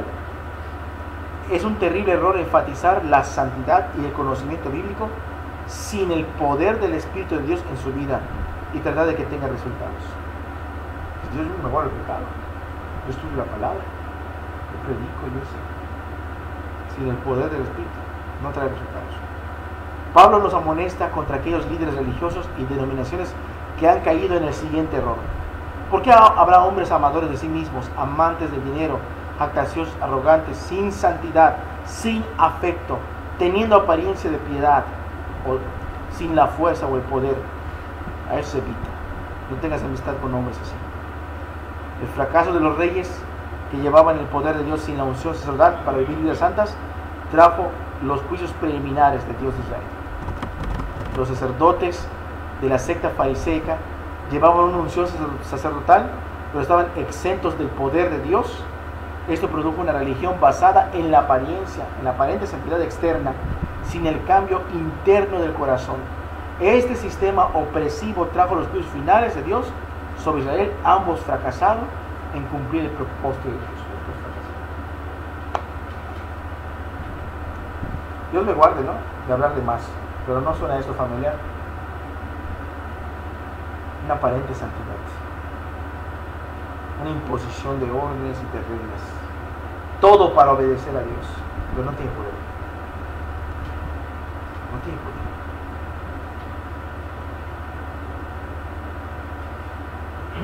Quiten de nosotros el poder del Espíritu Santo y enseñemos Biblia. ¿Qué vamos a conseguir? No vamos a conseguir nada. ¿Y qué tenés ahí? Una religión. Dios nos guarde, ¿no? Dios nos guarde, Dios nos mantenga alerta. Bueno, aquí llegamos a un punto importante. Todo eso ya pasó en los tiempos de Jesús, pero cuando Él está presente, pone de cabeza el orden religioso de su momento, pone de cabeza. Y en Jesús se vuelve a ver otra vez esa figura del líder que siglos antes que no se veía, un Moisés, como un Samuel, como unos jueces, como un Josué. En la vida de Jesús se vuelve a ver un líder que como nunca muchos siglos había habido hasta los tiempos de Samuel. Imagínense esto, hermanos. Imagínense esto nada más. Viene Jesús y viene a poner orden otra vez al pueblo de Dios. Y en este caso no hablando de Israel, sino de la iglesia de Dios, conformado tanto de judíos como gentiles, y a restablecer el gobierno que Él quiere. ¿Cuál es el gobierno que Dios quiere para la iglesia? ¿Teocrático o que tengas un rey? ¿O que tengas un ungido? ¿Cuál es el gobierno que Dios quiere para la iglesia? ¿Totalmente cristocéntrico, teocrático, o que tenga ahí su ungido, el rey? Entonces, toda la iglesia mirando al pastor, mirando al predicador, mirando al salmista, mirando al hermano, mirando al fulano, mirando al jefe. Vivimos en un tiempo donde vemos que el Señor lo que quiere es arrancar la mirada de la iglesia de los hombres y que se fije en Cristo. Son esos tiempos los que estamos viviendo. Y eso debe haber siempre en nuestro corazón. Señor, ayúdame a que mi vida haga que tu iglesia se acerque más a ti. Señor, ayúdame a que mi vida haga por tu gloria, haga que los hermanos te busquen más a ti, que busquen mirarte más a ti, que tu pueblo avance, que mi vida sirva para que tú seas glorificado, que mi vida sirva para que otros se arrepientan para ti. Y borra mi nombre, Señor. Eso es lo que de nosotros como iglesia y tú como nuestro rey. ¿Sí? Y Cristo es rey, amén, es sacerdote, y Él es la santidad en esencia. Él nunca dejó ser limpiado. Él es santo, ¿no? Es santidad en esencia. El rey de reyes, es sacerdote, es sumo sacerdote. Entonces, vemos algo aquí. Por tanto, la promesa de Dios trajo gran esperanza al pueblo. Y restituiré tus jueces como al principio. Isaías capítulo 1, versículo 26, hace esta promesa. Voy a restituir tus jueces como al principio. Dice. ¿Cómo está eso? O sea que Dios en el pueblo, Dios iba a restituir otra vez este modelo que se puede ver como informal, como, oye hermano, ¿tú de qué escuela saliste? ¿A ti quién te ordenó? ¿Tú qué papel tienes? ¿Qué diploma tienes? Pero Dios quiere eso como al principio. Pues básicamente el tipo que la iglesia tiene de gobierno es como si la iglesia tuviera sus hombres de Dios, sus jueces, pero en esa esencia de primeramente ser salvo, tener la carga por el pueblo, ¿no? La santidad, la obediencia y por ende la autoridad de parte de Dios concedida. Y el pueblo va a buscar a sus jueces y la iglesia va a buscar a sus hermanos, a sus ancianos. ¿Para qué? Para que dirija su camino hacia el Señor. Ese es el punto. De todos los temas que hemos visto, este es el punto. Si lo quieren tener referencia, Isaías capítulo 1, versículo 26. Para un pueblo que por siglos solo había conocido un liderato como una unción parcial, esta era una promesa gloriosa de restauración. Dios prometió darles líderes que otra vez gobernaran la nación con la misma unción que demostraron sus primeros jueces, hombres como Moisés, como Josué, como Samuel. Este tema recurrente estuvo muy a menudo presente en el mensaje de Isaías. He aquí que en justicia reinará un rey, y príncipes presidirán el juicio. Y será aquel varón como escondedero contra el viento, y como acogida contra el turbión, como arroyos de aguas en tierra de sequedad, como sombra de gran peñasco en tierra calurosa. Isaías 33, 1 y 2. Este siervo de Dios, que va a servir al mismo tiempo a sus hermanos, ¿qué características va a tener? He aquí, dice, en justicia reinará un rey. Hablaba el Señor Jesús. Pues es la misma esencia que deben tener los siervos, los obispos, los ancianos, los que aspiran al diaconado, al servicio. Dice, con justicia, con justicia. ¿Cuántas congregaciones hay en donde se disciplina injustamente a las personas? ¿Cuántas congregaciones hay? Y lo digo esto con libertad, hermanos, delante de ustedes, que se les obliga a alguien a pedirle perdón a alguien que no hizo algo en contra de su conciencia. Yo he escuchado varias personas decirme esto.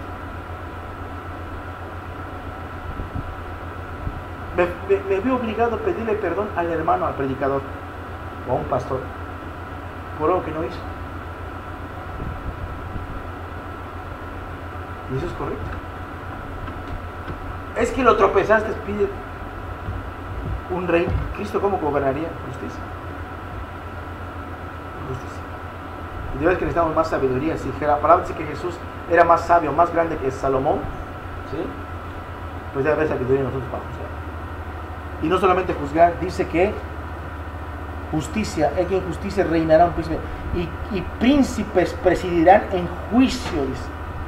Gente con autoridad. Y será aquel varón como escondedero contra el viento. O sea, hay gente que viene corriendo de situaciones difíciles. Hay hermanos que pasan tribulaciones. ¿Y qué pasa cuando un ministro no tiene compasión de la grey?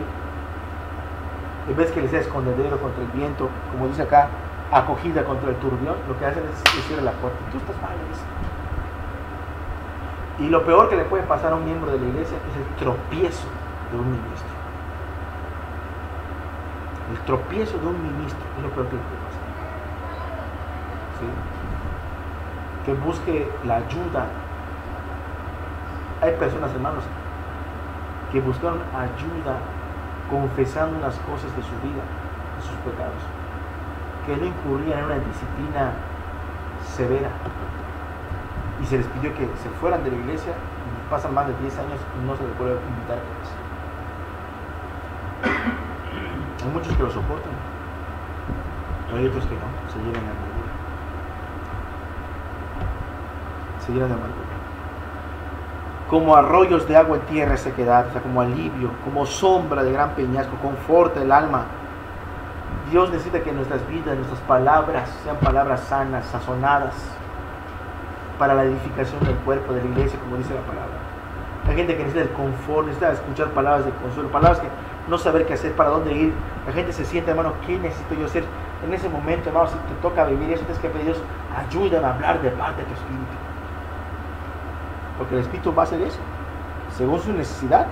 Si está en tierra de sequedad, va a ser aguas de arroyos en tierra de sequedad, ¿sí? Como gran peñasco en tierra calurosa, va a ser sombra, tierra calurosa. La identidad de este rey justo emerge sin equivocación alguna a medida que leemos otras escrituras adicionales. Porque un niño nos es nacido y nos es dado, el principado sobre su hombro, y llamará su nombre admirable, consejero, Dios fuerte, Padre eterno. Habla de un carácter y de autoridad. Este príncipe de paz también disfrutaría de la unción del profeta, sacerdote y rey. La vara de tu fortaleza enviará Jehová desde Sion. Domina en medio de tus enemigos, juró Jehová. Y tus enemigos juró Jehová, y no se arrepentirá, y tú serás para siempre sacerdote según el orden de Melquisedec. Salmo 110, capítulo 2, verso 4. Yendo rápido por el tiempo. Aquel que había de venir llevaría la unción completa de Dios, fungiendo como rey y profeta y sacerdote.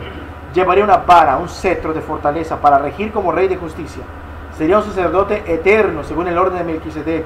Su unción sería tan grande que sería conocido como el ungido, el Mesías de Dios, en hebreo y en griego, Cristo. La promesa de Dios cumplida en Jesucristo. Esta promesa, la promesa de Dios para la restauración de la plena unción fue cumplida en Jesús. Fue ungido con óleo de alegría más que tus compañeros, Hebreos 1:9. Jesús reina como apóstol y pontífice, Hebreos 3:1. Como rey de reyes y señor de señores, Apocalipsis 17:4. Solo Él ha sido hecho por Dios sabiduría, justificación, santificación y redención, 1 Corintios 1:30. Él es como el buen óleo sobre la cabeza, el cual desciende sobre la barba y la barba de Aarón y baja hasta el borde de las vestiduras, Salmo 133:2. Una hermosa ilustración y verdad son expresadas en el versículo anterior. La unción que venía sobre el sumo sacerdote corría desde la cabeza hasta las extremidades inferiores de su cuerpo. ¿Sí? Entonces tenemos que llevar nosotros esa unción también. Tenemos que llevar esa unción. Queremos servir a la iglesia, pero estás feliz porque Dios ya te salvó. Estoy feliz, Dios me salvó. Yo quiero. ¿Será que se funciona esto?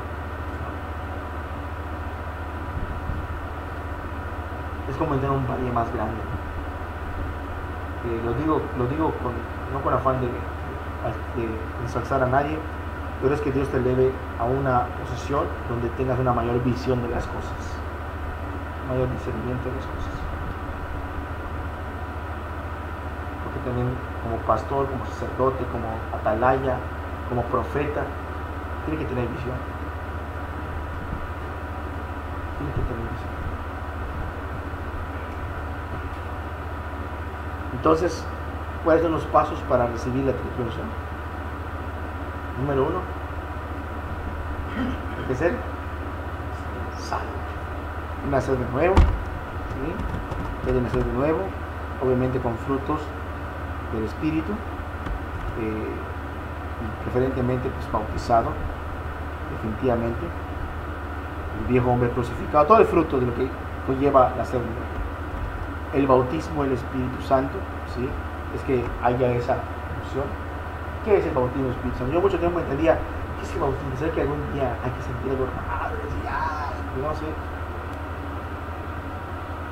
gritar así como loco, ¿no? En la casa. O decir como el Benny Hinn, ¿no? Una estaba yo orando en mi casa y hubo una fuerte electricidad que corría por mi cuerpo. ¿Será que es una unción? ¿Quieres sentir electricidad? Agarra un tenedor, lo metes en contacto. ¿Sí? Esa no es unción. Creo que, por lo que yo entiendo, unción es que nuestro espíritu sea cada vez más conformado como el de Cristo. Y cuando haya esa evidencia es porque el Espíritu está morando en nosotros. Cada vez más, cada vez más, cada vez más, cada vez más, cada vez más, cada vez más. ¿Sí? Oramos, Dios, dame a tu Espíritu. No sentimos nada. No sentimos nada. A veces hay que tener una experiencia, no digo que no. Pero no se trata de sentir cosas tampoco. Pero se ve en la vida. Dirás, caray, Señor, yo como que no tengo un corazón cargado por mis hermanos. Pues pidámoslo. Y a lo mejor no tienes una experiencia electrocutante. Pero Dios va a dar poco a poco esa carga. Te va a preocupar. Te va a venir casos, te vas a cargar tu corazón, te vas a desvelar, vas a pedir, no vas a poder dormir porque algo va a estar en tu interior buscando interceder y lo que no tenías, Dios te lo concede. Dios te lo concede. ¿Sí? Y porque Dios, dame la unción sacerdotal, por así decirlo. No uno la pide así, sino dame esa carga por la iglesia, la santidad, Dios, lo que sea, la obediencia, Dios, camina contigo. Porque quiero ser el líder de la iglesia. Así, gracias. No, ¿verdad? Simplemente tú lo haces porque desea amar a Dios y amar a los hermanos. Y después de eso viene la autoridad. ¿Sí? Ahora vemos que desde los tiempos de Melquisedec hasta los tiempos de Samuel es una triple unción. Del tiempo de Samuel, del tiempo de Saúl, hasta el tiempo de Cristo era una unción dividida. Y en Cristo es restaurada la unción completa, o por así decirlo, la triple unción, obviamente de ser limpio, el sacerdocio, la santidad, la obediencia y de la autoridad. Y después de Cristo, ¿sí? Después de Cristo, ¿qué se supone que debe haber después?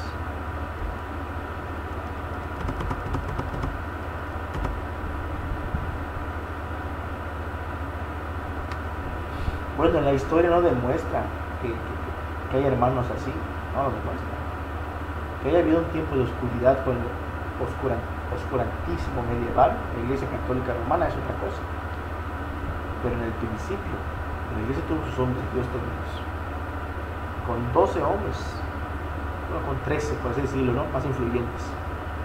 Con 13 hombres, el Señor Jesús cambió el mundo. Imagínate 13 Moisés, 13 Samueles. ¿Sí? Y hablamos de hecho de pluma, ¿no? O sea, solo uno que hacía, ¿no? Imagínate 13 de ellos. Es lo que ha venido a ser Cristo. Nosotros no podemos ver. Yo antes pensaba que hablar de Moisés, hablar de Elías, hablar de Samuel, eran figuras utópicas inalcanzables. O sea, utópicas como algo muy bonito, muy grande, pero es imposible. Pero no, lo que vemos en Cristo es que Él lo viene a conceder otra vez de él. Y lo que necesitamos es fe y humillación para recibir. Porque Él está dispuesto a derramar su espíritu. ¿No dice así la profecía de Joel?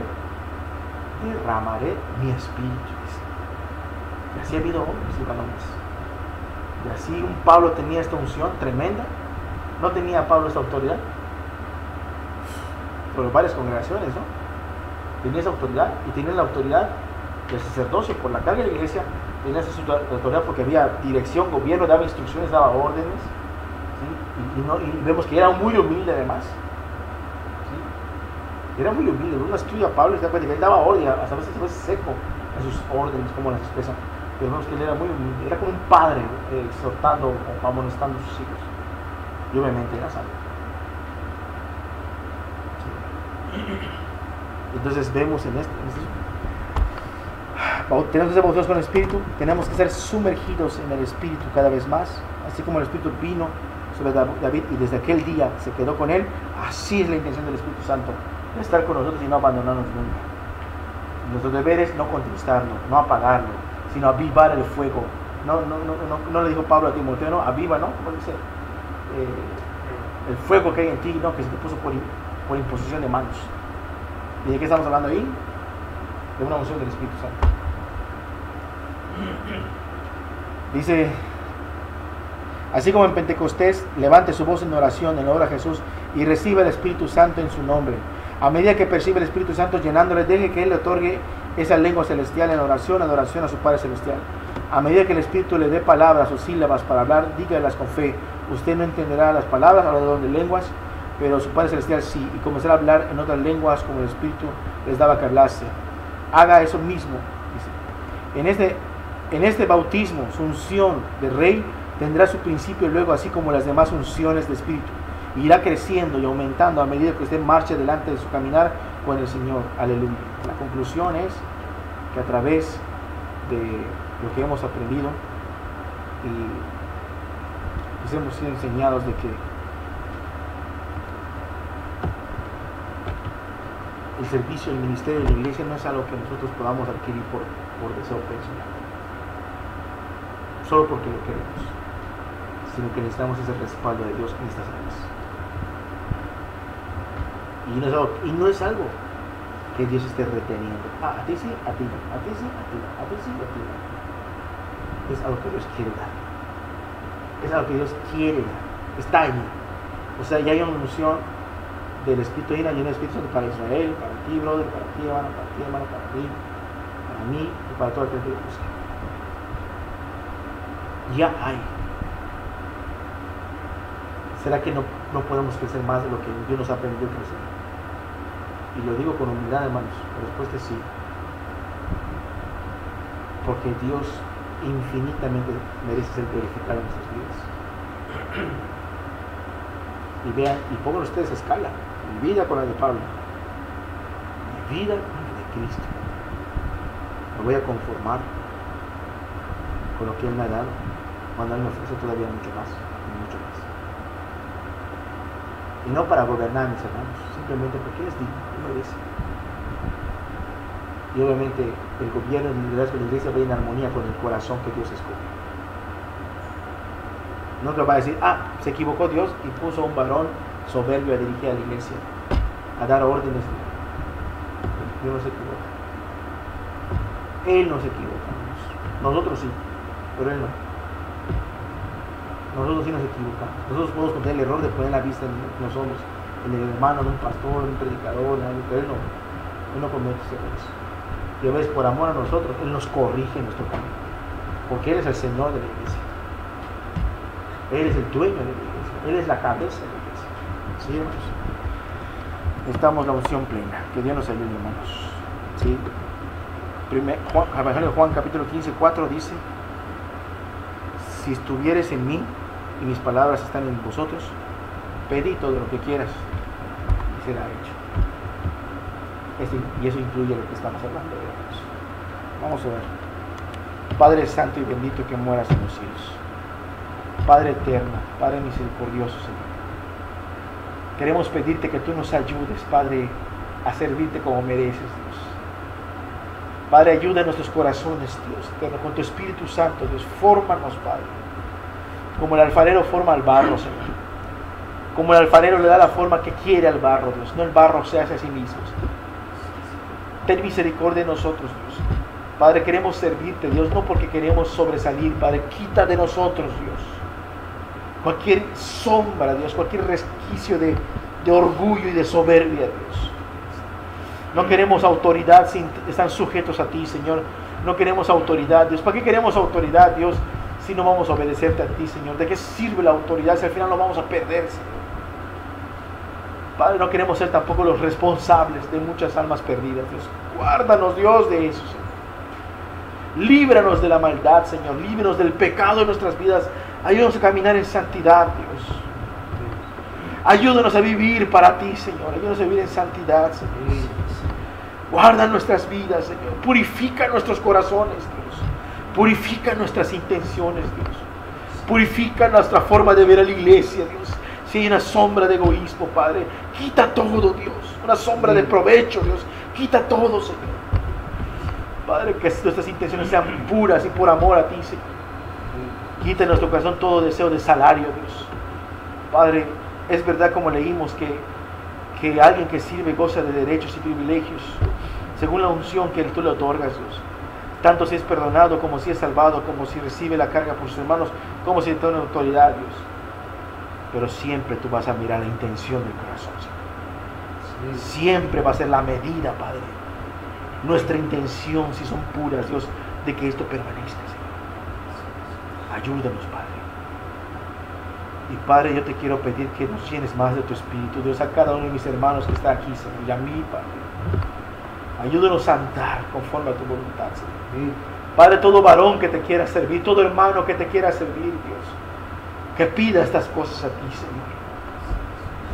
Oh, Padre, que no esté pidiendo conocimiento para enseñar, para predicar, para ministrar, Dios, si no tiene ese corazón compasivo, misericordioso, Dios. Si quiere la autoridad simplemente porque enseña, Dios, quita todas esas cosas, Dios. Porque no aprendemos así de tu Hijo amado, Señor Jesús. El liderazgo no se impone, Señor, se gana. Y se gana por el amor y por el servicio, Señor. La gente va a seguir a su pastor. Porque tu palabra dice, mis ovejas oyen mi voz y me siguen. Y nosotros queremos seguirte a ti, Jesús. Porque te has ganado nuestro amor, Señor. Lo has dado todo por nosotros. Y nos diriges. Y nos gobiernas con justicia, con equidad, con transparencia, con pureza de corazón. Inclusive con rigidez, con severidad, hasta con dureza, Dios, puedes disciplinar a tu iglesia. Pero aún sabemos que en esa dureza está tu corazón y tu amor, Dios. Forma nuestros corazones. Guarda nuestros corazones de todos nosotros, Dios. Ahora entendemos que en Cristo Jesús, el gobierno que siempre has querido para el pueblo de Dios ha sido restituido, Señor. Ayúdenos a vivirlo y a experimentarlo, Señor. Tenemos conocimiento de gente que ha ministrado y ha errado en el camino. Guárdanos de esos errores, Dios. Tenemos mayor responsabilidad, Dios, porque sabemos qué nos sucede cuando se caen esos errores, Dios. Tenemos mayor responsabilidad porque lo sabemos, Dios. Padre, y de cualquier otro tipo de error, del engaño del diablo, de los demonios, aún de nuestro propio corazón, guárdanos tú, Señor. Queremos que la iglesia te ame a ti, te busque a ti, que se fije en ti. No queremos ser el centro nosotros de la iglesia. Queremos que tú seas el centro de la iglesia, Dios. Tú seas el centro de la iglesia, Dios. No nosotros, Padre. Que nuestro gozo sea, Dios, ver a caminar a tu iglesia amándote a ti, Señor. No siendo nosotros el centro de la atención, Dios. Que esa sea nuestra gloria. Como Pablo decía, mi gloria eres tú, mi gloria sois vosotros. Como Pablo decía, que vuelvo a sufrir dolores de parto hasta ver a Cristo formado en vosotros. Oh, Padre, danos de esta unción, Señor. Nos has salvado, Padre, nos has limpiado de nuestra lepra de pecados. Danos unción de sacerdotes, Dios. Danos esa carga por tu espíritu, Dios, sentir lo que tú sientes por tu pueblo, Dios. Ayúdanos a amar a tu pueblo, Dios. Así como el sacerdote llevaba las 12 piedras en su pecho, Dios, así ayúdanos a llevar, si tenemos 2 piedrecitas, Dios, la iglesia Quimbilá, la iglesia de Mérida, Dios, y cualquier otra celulita, Dios, que esté en nuestro corazón, cerca de nuestro corazón, Señor. Que sea de verdad, Señor, que no sea sentimental ni emocional, que sea auténtico, Señor. Amar, Dios, a los que te buscan. Padre, y la autoridad también, Señor. Porque, Padre, se necesita autoridad y sabiduría y humillación para poder hacer esto, Dios. Sabiendo que uno no es mayor que su Señor, y el Señor eres tú, Señor Jesús. Y que tu iglesia es dirigida en pos de ti, como mayordomos. Y al final decir que todo lo que teníamos hecho es lo que deberíamos de ser. Somos siervos inútiles, Dios. Todo lo que teníamos que haber hecho lo hicimos. Tú eres el que realmente ha hecho toda la obra. Porque sin ti, ni por nuestra imaginación pasaría a orar estas cosas, Señor. Si no fuera por ti y por tu Espíritu, ni por nuestra mente pasaría a pedir estas cosas, Señor. Pero gracias a ti que estamos aquí, Señor. Levanta a tu pueblo en todas partes. Glorifícate, Señor. Llena tu iglesia con tu Espíritu Santo, de los que ministran con mayor unción, Padre, sabiendo que esto es mayor compromiso, mayor estudio, mayor santidad, mayor humillación, Señor. Gracias. En nombre de Jesús. Amén.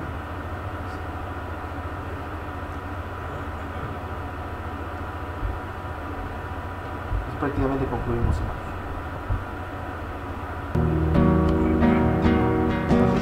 Sube a la torre atalaya, avisa al pueblo el mal, que el enemigo les rodea y aún adentro está. Que el enemigo les rodea y aún adentro está. ¿Qué pide Jehová de ellos? Sean sabios de corazón, pon a tu boca trompeta